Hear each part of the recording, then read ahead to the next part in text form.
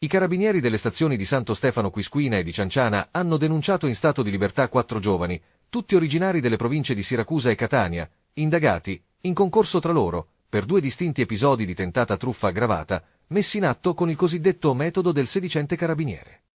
Nel primo caso, avvenuto ad Alessandria della Rocca, 2 militari della stazione di Santo Stefano Quisquina, durante un servizio perlustrativo, hanno notato un'auto con a bordo 2 ragazzi aggirarsi con fare sospetto nel centro abitato.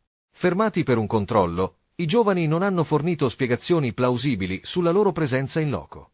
Le successive verifiche hanno permesso di appurare che, poco prima, avevano tentato di truffare un'anziana donna residente ad Alessandria della Rocca, contattata telefonicamente da un falso carabiniere con la richiesta di consegnare denaro per ritirare un pacco.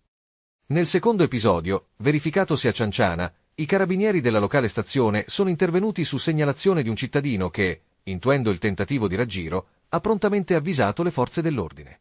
Poco dopo, i militari hanno intercettato nei pressi del paese un'altra auto sospetta con a bordo 2 giovani. Anche in questo caso, gli accertamenti hanno confermato che i 2 si erano recati presso l'abitazione del segnalante con l'intento di consumare una truffa secondo lo stesso schema, la chiamata del finto carabiniere e la richiesta di un'immediata consegna. Nei confronti dei 4, 2 dei quali minorenni, è scattata la denuncia alla Procura della Repubblica di Sciacca e a quella presso il Tribunale per i minorenni di Palermo. Le 2 operazioni confermano la tempestività e l'efficacia dell'azione preventiva dell'arma sul territorio, soprattutto nelle zone interne della provincia, a tutela delle persone più vulnerabili, come gli anziani, spesso bersaglio di questo tipo di reati subdoli e odiosi.